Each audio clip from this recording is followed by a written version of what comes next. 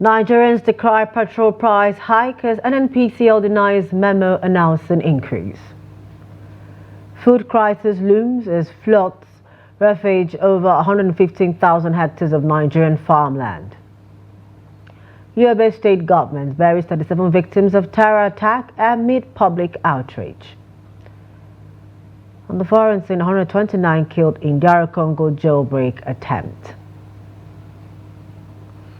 Hello and welcome to Trust News Hour. I am Chiamaka Mwafo. Now the news. The managing director of NNPCL Retail, Hugh Stokeman, has denied authorizing the message announcing an increase in the pump price of premium motor spirit, popularly called petrol. The message was circulated widely on social media and among fuel station owners claimed that the pump price of premium motor spirit, PMS, had been increased from 617 naira per litre to 897 naira per litre effective immediately. However, in a short message to journalists, Stockman clarified that the message was not sent by the company and should be disregarded.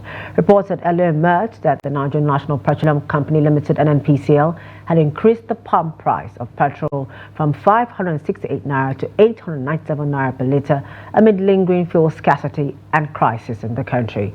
Reports on the newly increased price came after NNPCL said it owed its suppliers more than $6 billion in debt. While the report from Abuja said the price was jacked up to 897 naira per litre, reports from Lagos at NNPCL station at Awolowo Road in Lagos increased price to 855 naira per litre. Following the message, other marketers jacked up prices following the alleged NNPCL's price adjustment to around 897 naira per litre. Prior to the denial by the NNPCL, its spokesperson Femi Shoneye denied any adjustments in prices, stressing that the old price remains.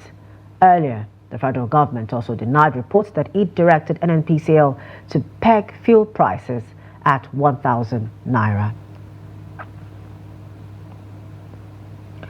Following the now debunked announcement that the Nigerian National Petroleum Corporation Limited (NNPCL) had announced a significant increase in fuel prices from 617 naira to 897 naira per litre in the nation's capital, fuel stations, including those of the nation's oil company, quickly adjusted their prices to reflect the alleged new price. On the streets of Abuja, the reactions were instantaneous, as already strained Nigerians poured out their hearts, as the decision would have further compounded their woes. Trust TV's Sumaya Abubakar reports. The false alarm, according to the NNPCL, came few hours after the management of the Dangote refinery announced that the refinery is set to roll out its first batch of premium motor spirit, otherwise known as petrol, for local consumption. It was mixed bag of emotions as the long-awaited launch of Dangote refinery, one of the largest in the world, offers hope for relief from the ongoing fuel scarcity crisis. However, the unexpected announcement allegedly from the NNPC raised concerns about the immediate impact of Dangote refinery's production on the market as Nigerians continue to bear the brunt of economic policies of the present government. I've been here for like 6 hours now. I joined the queue, I think, around 10:30 or so. Then they were still selling. All of a sudden, they stopped selling. They said that they had information from their head office that the fuel has been increased to 897. That's about 280 naira difference. And we also heard that Dangote has started selling fuel, that in the next 48 hours, they will start rolling out their fuel. But with that now, we were all thinking that by the time Dangote starts to sell fuel, the price of the initial NNPC price should be at least maybe 300 or 200 naira lower. But now it has shoot up, so we don't know our fate now. So me, definitely I even called my wife. I told her that if I'm opportune to even get fuel small, that will take me, I'll just park the car and leave it at home, because no need of you, a country that provides fuel, that says we say okay, we sell crude oil, we can't even get fuel. I am a commuter. I have not worked today. My family is at home expecting that I've gone out to come back with food on their table. But as at this time you are interviewing me, this is just to 4.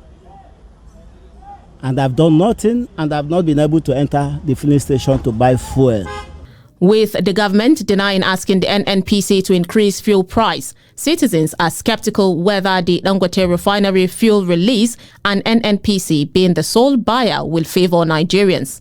The same day Dangote is announcing PMS production, the same way NNPC, the same day NNPC is announcing. So it's a coordinated thing. They are playing on our intelligence from NNPCL, from the federal government, from Dangote himself. There are some things, if we have one-on-one, you will explain some things to us. Because this your monopoly, what are we even practicing? Capitalism, mixed economy, what are we even practicing? If you say you want to deregulate, make the market free, how is it free? Are they even thinking of Nigerians surviving? Is the survival of the masses their major concern? Or do we have some rent seekers hell-bent on sending us to mass graves? Whatever the outcome from the intricacies in the oil sector, Nigerians are calling for action on the part of government to alleviate their suffering.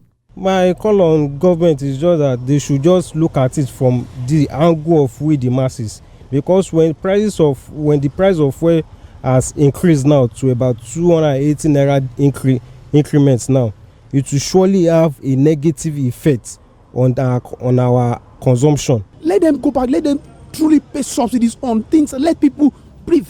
Electricity has gone up, passport gone up, fuel, and you said you have increased salaries. What salaries? You have made people poorer. While the refinery's production holds the promise of increased fuel supply and potential low prices in the long run, it remains to be seen how these developments will play out in the coming weeks and months, and whether Dangote refinery can deliver on its potential to alleviate the nation's fuel scarcity crisis. Sumaya Abubakar, Trust TV News, Abuja. In Nigeria's northwest state of Kano, motorists were expressing concerns when the news of the now-debunked fuel price hike surfaced. Trust TV reports that the NNPC filling station at Krofo Nasarawa in Kano adjusted its pump price from 730 to 904 naira shortly after the announcement, while private filling stations sold a litre above 950 naira. Sincerely, I am not happy, and we are in a serious problem. At this NNPC filling station, it sells for 904 naira, while elsewhere it sells for 1050 naira, 1100 naira, and I believe most Nigerians are not happy. We came here this morning to meet the increased price. I believe our leaders should have pity on the masses who are even struggling to get what to eat. Now, it's like we also have to move around on foot. Here we are at the filling station with uncertainty of getting fuel because it's expensive and it's also difficult to get. We just found out it now sells for 904 naira. At this price, how will the common man cope? Because it's with fuel that one must move around to get his daily bread. Always the government increases the price and the marketers add theirs. So what do we do now? Over in Jos, drivers and vehicle owners in the Plateau State capital are lamenting the sudden hike in the price of fuel price from 617 naira to above 900 naira in the state. This follows an alleged memo from the NNPCL announcing an increase in the pump price of the product. Trust TV's correspondent reports that during a visit to most of the filling stations in Jos, the pump price had been increased to reflect the new price, which the NNPCL says is a hoax. Adomusa completes the report. At the NNPCL filling station located around Dogonduse on Tuesday, a litre of the petrol was sold at 897 naira, while at other filling stations it was sold for between 220 to 1000 naira. Some residents who spoke to Trust TV while struggling to purchase the product decried the development, saying they are not happy with the sudden increase. I slept here. I was here since around 3 o'clock yesterday till now. So some people came just recent now. They got the fuel and they are selling it to the black markets people now. They've priced the price. They are giving them the price. They came with jerry cans. They gave them this very morning. Some people came out privately. They gave them money and they gave them the price. Now they say the price is 950 naira. So we agreed to wait patiently. Now they are telling us there is no fuel and they are selling it to the black marketers. The price this morning skyrocketed from 670 to 920. And that's a difference of 250 naira. So I don't know how it's going to be out there where we normally get easy access at the local sellers, that is the local black market as we normally call. It's actually going to be over 1,200 and even more. It's very, very disheartening and very appalling, and is a disgrace to any human being, right-thinking human being, to increase fuel and old product that was brought in 2 days ago, and they sold it yesterday 670. Today in the morning we came and they asked us to wait. Some of us slept here. For the past 2 days, we have been sleeping here. And this morning, after 3 hours, 9 o'clock, they told us that instruction from above that they should not sell. Trust TV reports that most of the commercial drivers and vehicle owners who slept at the filling stations left without getting the product, as they were told that the available supply had run out. Ado Musa, Trust TV News, Jos. Down south in the commercial capital of Nigeria, Lagos State, residents there also reacted swiftly to the alleged increase in the pump price of petrol before the NNPCL cleared the air that the reports were not authorized by the corporation. Trust TV spoke with some residents who shared their concerns about the situation. Here's the report. As the nation grapples with the impact of soaring fuel prices, the citizens are increasingly expressing their frustration with the government's response or lack thereof. Many believe that reducing fuel costs is key to solving the broader economic challenges the country faces. Petrol matter, no get motor, no get machine, but at the rate of say 950, 1,000. The person buy 1 liter, no go do anything. That's where something costs. You go enter motor for end. You know, as you stand, you know see motor 300, you know see motor 200. Marwa 400, 500. 300 to agege. It's no good. May them consider us. May government consider us. May tinubu consider us. Because now you carry them go there. When they sit down there, they enjoy now. But we now with the suffer now. In my transportation. Secondly, in the feeding aspect. In fact, in a nutshell, it is affecting the whole country, because you cannot move from one place to another without expensive transportation, and even foodstuffs are on the high side. I'm saying right now, I'm not ready to do anything. The whole problem lie on the fuel. If fuel goes down today, everything will be materialized. But without fuel, there is nothing we can do, and the government are not ready to do anything. Let us not deceive ourselves. See, and if I want to go and buy garri, I have to have my own little money transport to it. So it's vice versa. So we don't have choice. The people are buying petrol for 900, 1,000. I can't blame them if they increase the price of the transport. Can't blame them, but it's vice versa. What are we going to do? It's the only one that to beg that please I have 150 between. They can pity you and carry you. So that's the only thing I know is that we should continue praying that God should touch the heart of our government. That's it. Our transportation, it will affect the people that we are carrying also, because some of them, they cannot even afford the 200 we are carrying before. Talk more of now that the fuel is increased to 1,000 plus. How are we going to cope it?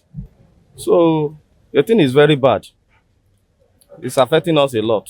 The growing frustration among citizens is palpable, with many calling for urgent action. The impact of rising fuel prices on daily life is undeniable, and the calls for relief are becoming louder, especially following the circular which had suggested another increase in the price of fuel this Tuesday.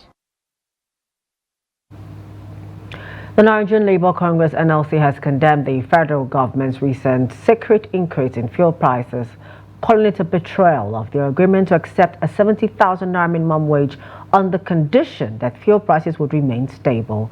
They criticized the government for worsening the economic hardship on Nigerians, noting that the promised minimum wage is yet to be implemented while prices continue to rise.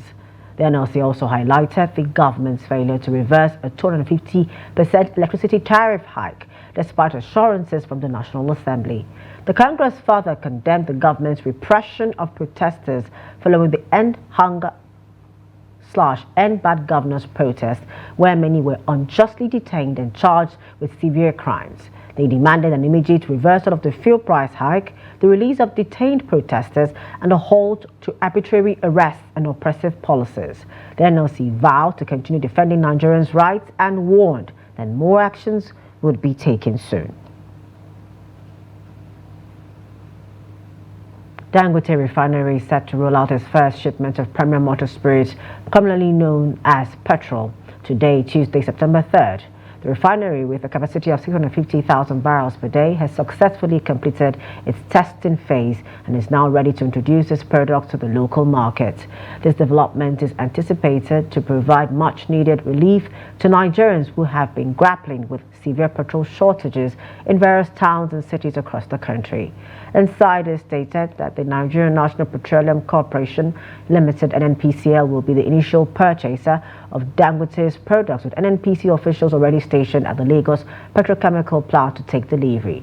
The CEO of the refinery, Aliko Dangote, is present at the plant today to witness the grand unveiling of the petroleum products following months of delays and glitches.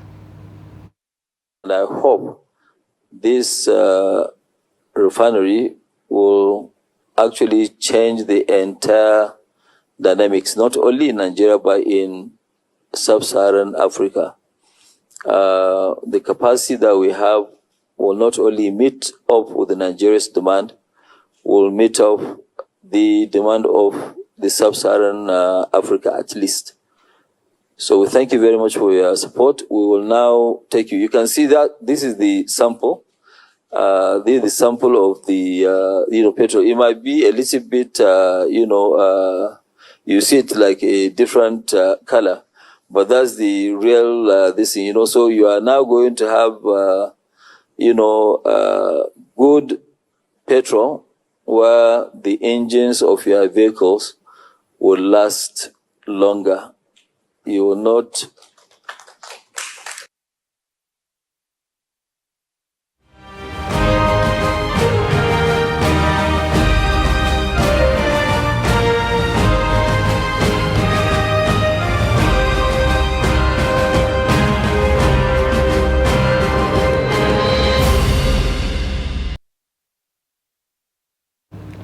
The Adamawa State Government, in collaboration with concerned individuals, are stepping up efforts to alleviate the suffering of flood victims in the Madagali Council area.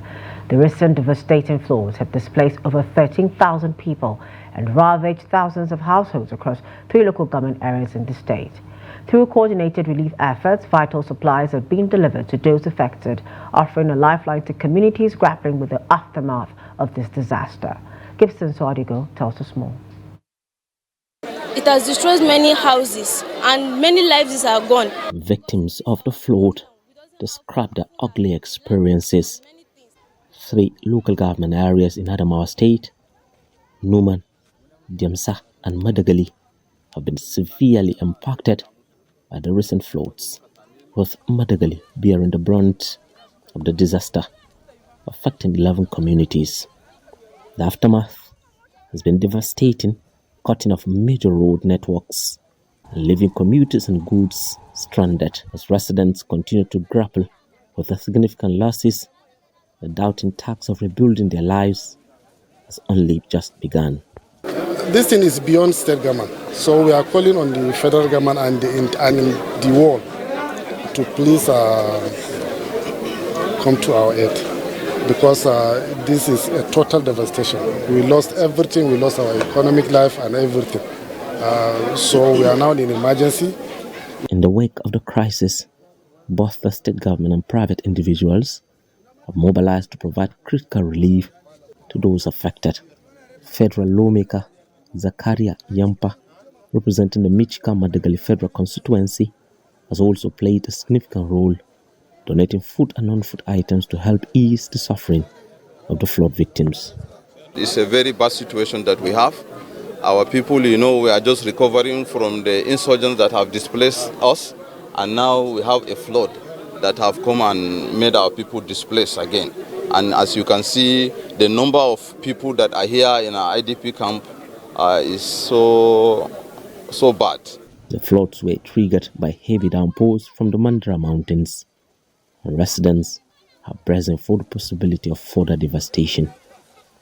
Gibson Soadago, Trust TV News, Yola.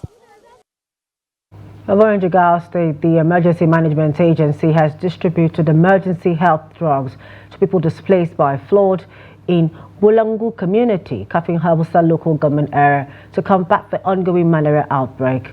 A pharmacist, Muhammad Ghana, an indigene of Bulangu, assessed the situation and utilized the Bulangu Forum platform to seek intervention from various organizations.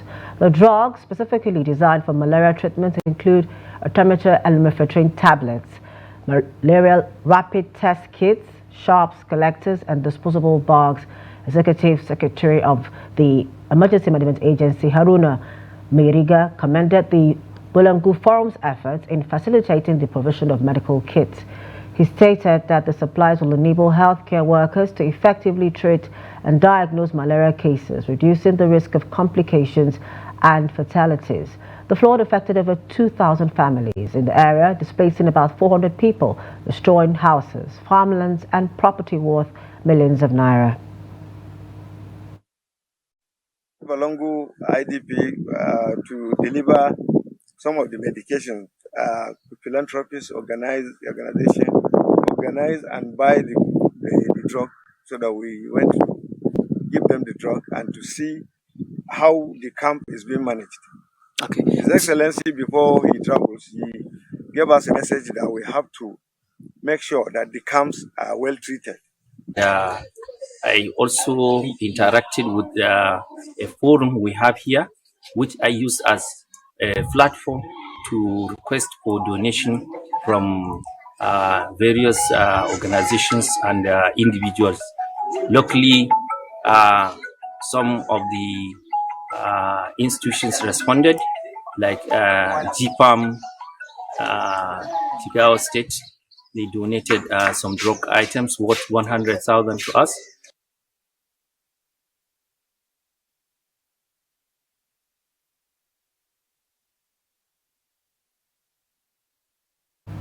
The National Emergency Operations Center, NEOC, says increasing flood levels have affected over 115,000 hectares of farmlands in Nigeria.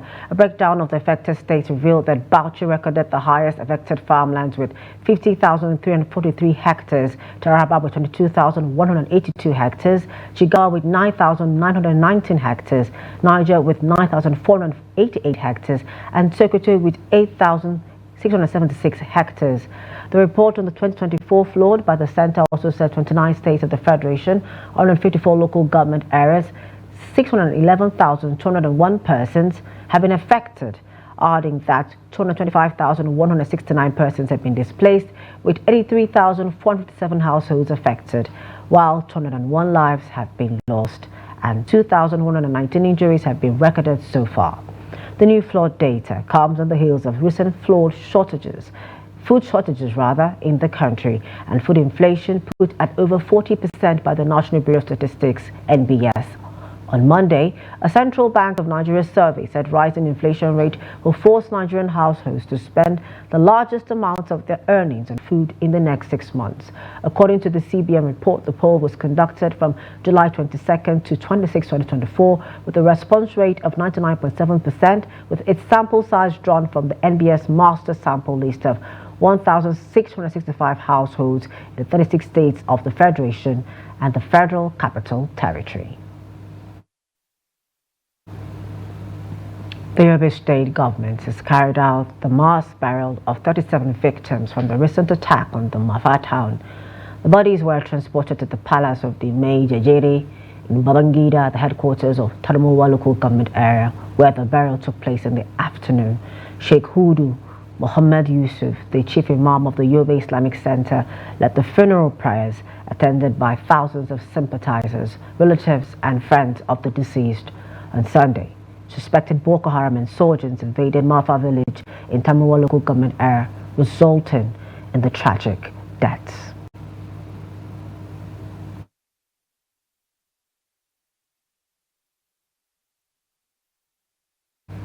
The Minister of State for Defense Bello Matawale and the Chief of Defense Staff General Christopher Musa on Tuesday arrived Sokoto in compliance with the directive given to them by President Bola Tinubu. On arrival, they held a closed-door meeting at the 8th Division of the Nigerian Army. At the meeting, which lasted over an hour, the minister was said to be briefed on the security situation in the area by the acting commander of Operation Hadarin Daji. In an interview with newsmen, Matawale said they were in Sokoto to flush out bandits terrorizing the region.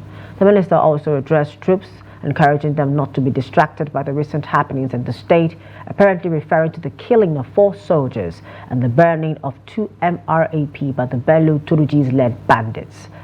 The minister also donated 5 million naira to soldiers injured in the line of action. The police-led security force comprising of the Army, Navy, Civil Defense and other security agencies are currently in a joint onslaught operation following an attack in the early hours of Tuesday on the Oba Police Division Headquarters and Oba Civic Center in Anambra State.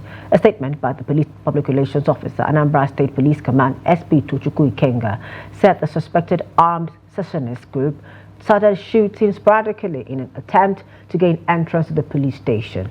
According to Ikenga, the gunmen also threw petrol bombs at the security facility, setting some of the offices, including the Oba Civic Center, on fire. He added that unfortunately a police corporal who was fatally wounded died, while the fire was put out with the help of other police officers on duty and the Joint Security Responding Team.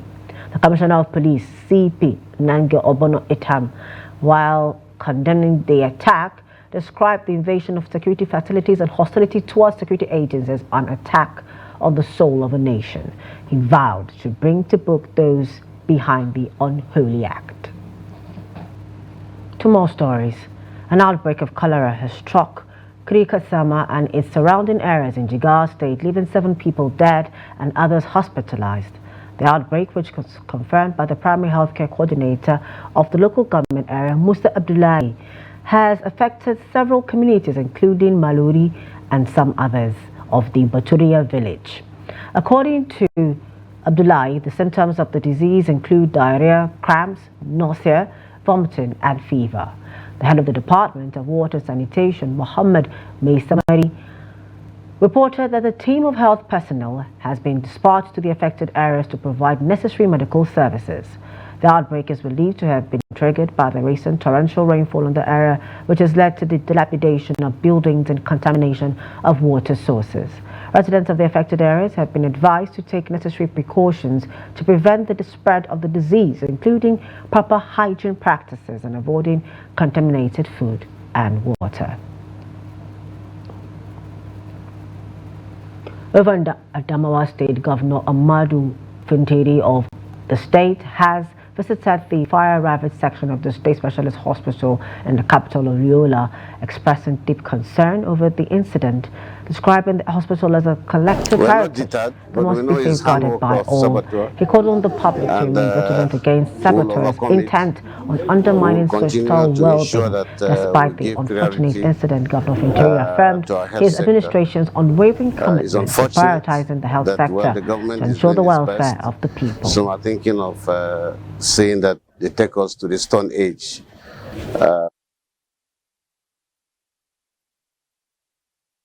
For providing excellent service, especially health delivery to our people. This place has no electricity connection, but you saw what happened. And like you said, this is the twice in about 3-4 years now. We'll do our best and see that the perpetrators are also featured and dealt with.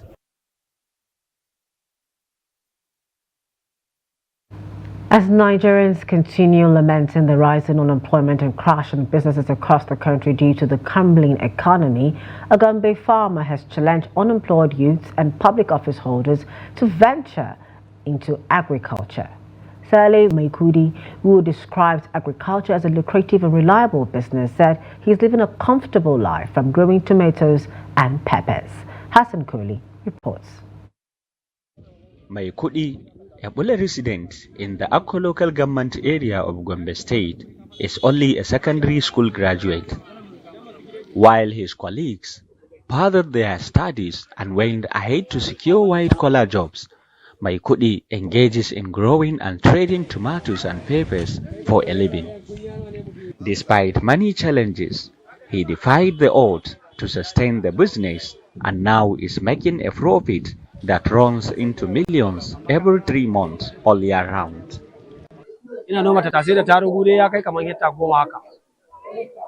I used to plant 10 hectares of tomatoes and pepper and spent at least 1 million naira for a fertilizer and labor alone. I then started cultivating within 2 to 3 months. Although one cannot tell the exact price after cultivation, I can say I am earning a reasonable profit in the said period, especially now that the prices of the commodities have soared in the market. I can boldly say it is a lucrative business and worthy of venturing into it. Maikudi, who spent 8 years growing tomatoes and peppers, said he first engaged in agriculture while searching for employment after finishing his secondary education. He said he is not interested in holding any public office, as his venture into agriculture has enabled him to employ dozens of people, urging youth to use their talents in providing more job opportunities to others.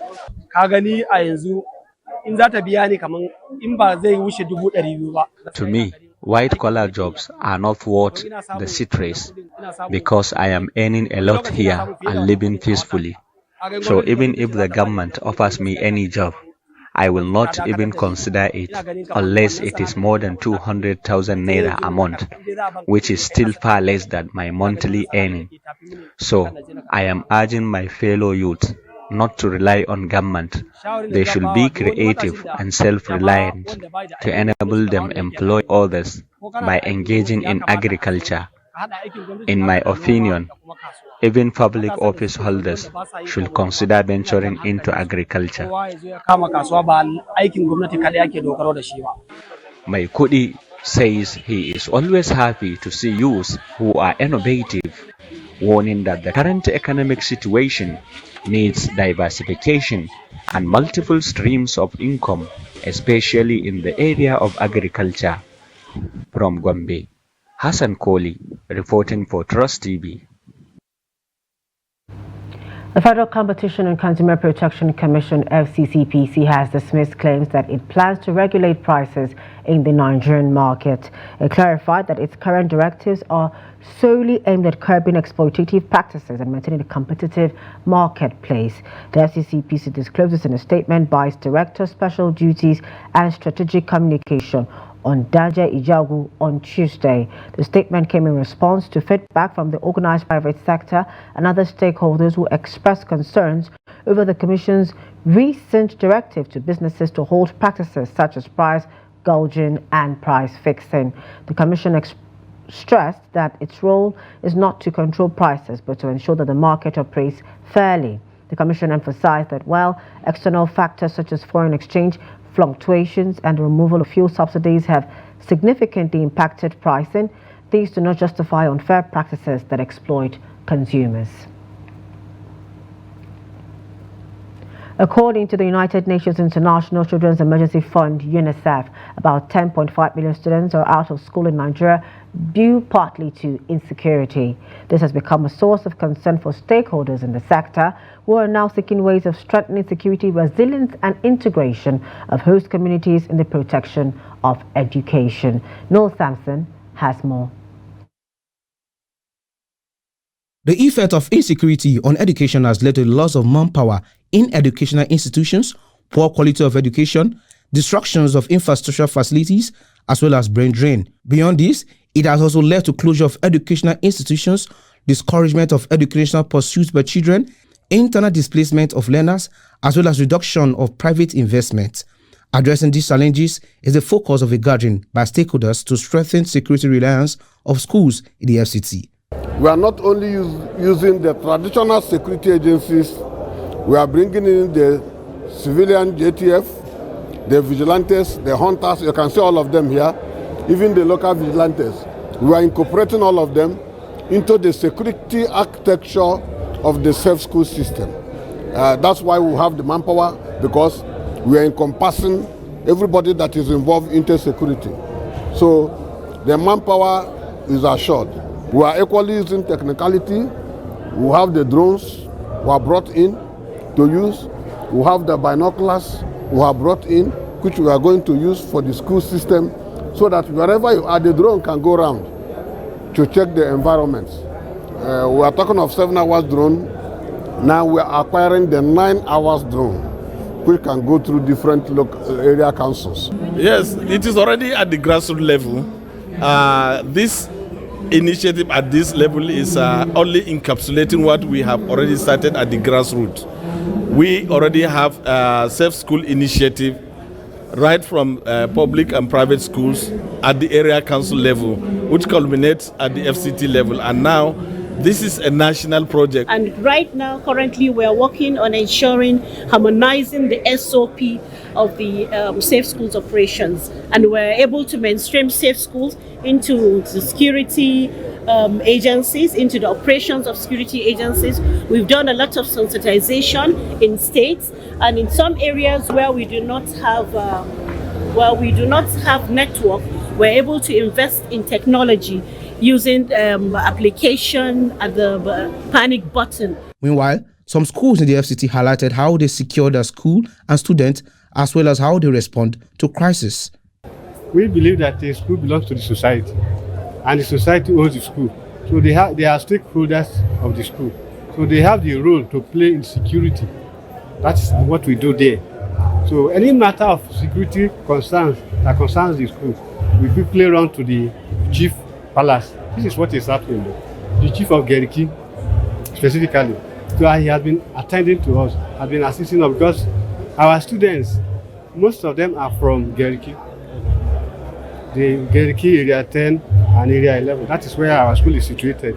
So we are partners with them, with the community, in checking the security situation.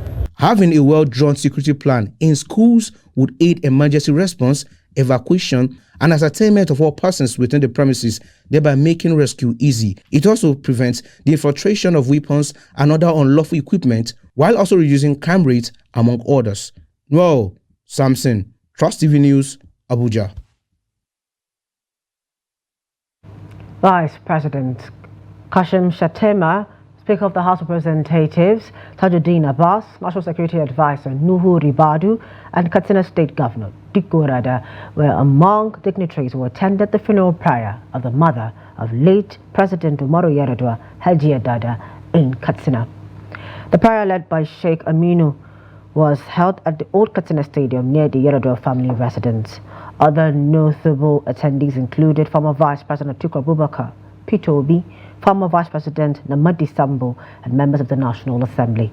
The Emirs of Katsina and Daura, Alhaji Abdul Muminu Karibu Usman and Alhaji Umar Farouk, respectively, also graced the occasion. She is a byword for resilience, for wisdom, and strength of character. She brought a type of practice from opening her doors to welcome all and sundry with the comfort of her home. May Allah grant her soul eternal rest and reward her with his Al-Jannah Firdaus. Amen. And may Allah grant the government and people of Katsina State and the immediate family the fortitude to bear the irreparable loss. We are here at the instance of President Bola Ahmed Tinubu to commiserate with the governor, the government, and the people of Katsina.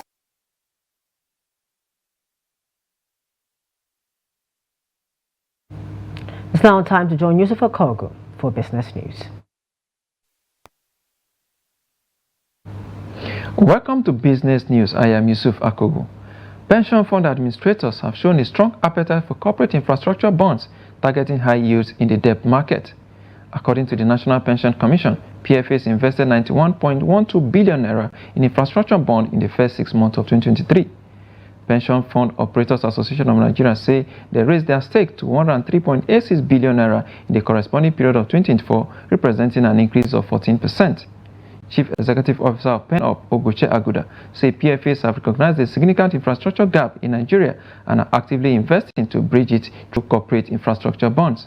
He explained that 26.72 billion naira was invested in corporate infrastructure bond in January 2024, but investment fell to 15.86 billion naira in June. According to him, the decline in the amount of bond is due to existing bonds maturing. The leadership of the Nigerian Civil Aviation Authority, NCAA, has clarified the alleged ban on Nigeria Airlines by United States. Acting Director General of NCAA, Captain Chris Najomo, explained that the delisting was not due to safety or security deficiencies, but because certain services were not provided within recommended period. He explained that to operate into the United States of America, Nigeria, like most countries, must satisfactorily pass the International Aviation Safety Assessment Program and attain Category 1 status. Upon attaining this status, he said Nigeria Airlines will be permitted to operate Nigeria-registered aircraft and dry lease foreign-registered aircraft into the United States in line with the existing bilateral air service agreement, BASA.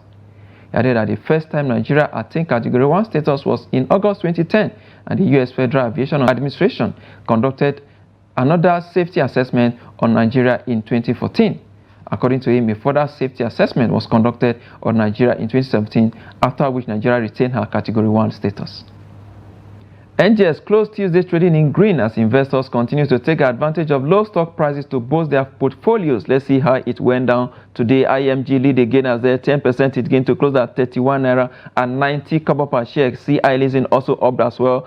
10% it gained to close at 4 naira and 7 kobo per share. Of course, Guinea has also gained 10% to close at 55 kobo per share. This has pushed up the market up there by 0.11%. Volume of trade 473 million shares, valued at 10.411 billion naira in the days of 12,532 need exchanges among investors this Tuesday. Of course, the top trading equities by volume: Access Corporation leader table 106.28 million shares, Wando PLC 46.92 million shares. Of course, Prestige and Insurance Company 31.74 million shares it traded. Of course, some equities ended on the losing side of the market. Leading that table is RT Briscoe down there 10% to close at 2 naira and 88 kobo per share. Of course, Omatech also down as well. 10% it lost to close at 72 kobo per share. Of course, AB Microfinance Bank also down 9.96% to close at 2 naira and 55 kobo per share there.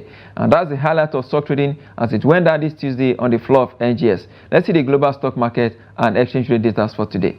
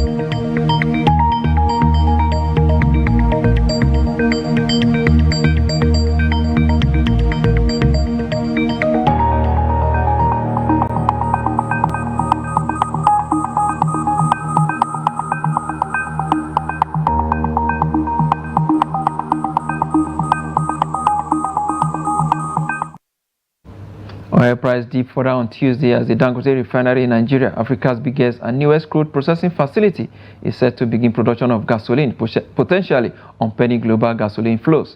At the London market, Brent crude sells for $75 per barrel. For the oil basket, price steadies at $78 per barrel.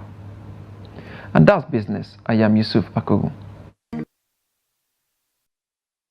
Thank you, Yusuf, for business. Nigerian President Bola Tinubu and Chinese President Xi Jinping have held bilateral talks in Beijing, elevating ties between both countries to a comprehensive strategic partnership. The two leaders on Tuesday also agreed to build a high-level Nigerian-China community with a shared future. This comprehensive strategic partnership is expected to drive robust development, stability and security in the West African sub-region, which President Tinubu says is very crucial. Kehinde Amodu reports. Relations between China and Nigeria have lasted for over half a century, but leaders of both countries are constantly striving to deepen relations, as it is in this case. The Nigerian president says both countries have upgraded their relationship beyond a strategic alliance to a comprehensive developmental partnership. The strategic partnership should result in our regional development goals. Peace, stability, security in West Africa is very, very crucial. Nigeria remains committed to our economic development, forthright, non-aligned, and we are on the path to economic reforms that will engender growth. On the other hand, the Chinese president is committed to injecting fresh impetus to China-Africa relations and spearhead common progress among global South countries and major developing nations. In particular, he is pledging that China and Nigeria will continue to work closely as a model of cooperation between nations. During the meeting, both presidents witnessed the signing of several memoranda of understanding on various areas of mutual interest. These include memoranda of understanding on media exchange and cooperation, as well as cooperation between the China Media Group and the Nigerian Television Authority. Both countries have also put pen on paper to jointly promote the Belt and Road Initiative, cooperate in peaceful application of nuclear energy, and collaborate on human resource development under the Global Development Initiative. These 5 agreements are all developmental in nature, and they are in various fields of interest, ranging from agriculture, digital economy, energy, infrastructure, youth development, education. One of the agreements have about 19 projects that China and Nigeria are cooperating and intend to cooperate with. And equally, Mr. President has added more. President Tinubu's official visit precedes his participation in the 2024 summit of the Forum on China-Africa Cooperation, scheduled to hold between the 4th and 6th of September. Kehinde Amodu, Trust TV News.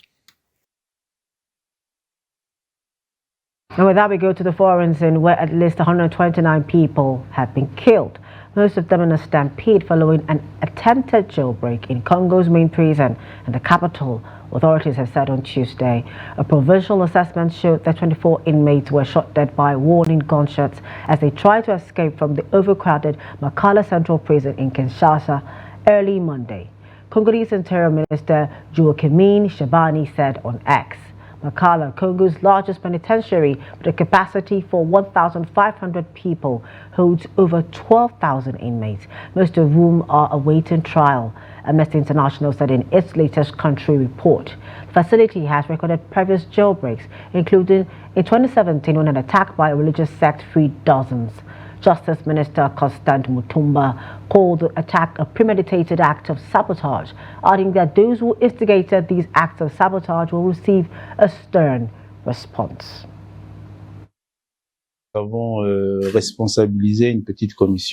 We have set up a small commission, which is in the process of following up, especially the follow-up of the investigations, because it must be remembered that there was damage, loss of human life, injuries, and especially material damage at the central prison.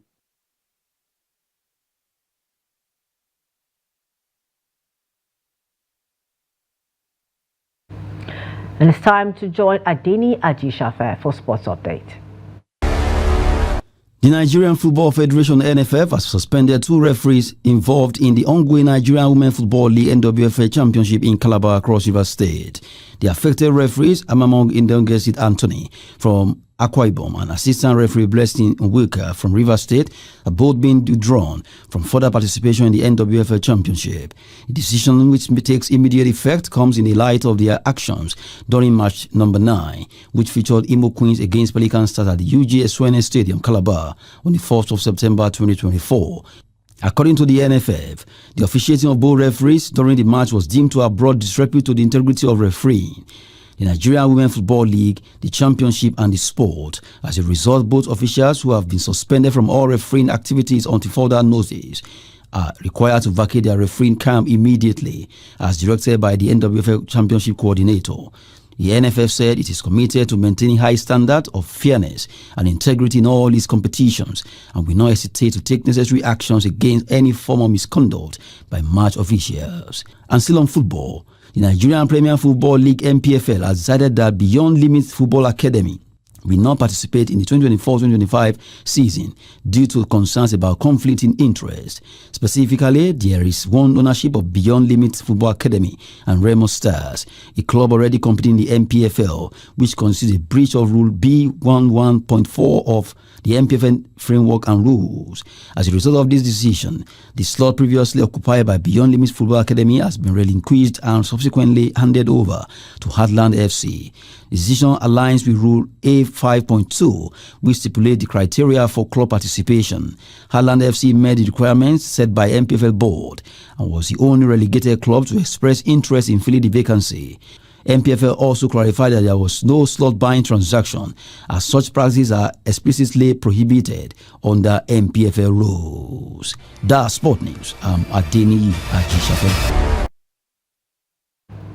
And with that, we've come to the end of News Hour tonight. For more of our news programs and documentaries, do want to follow us on our social media platforms and on our YouTube live stream. I am Chiamaka Nwafo. Thank you for joining us tonight.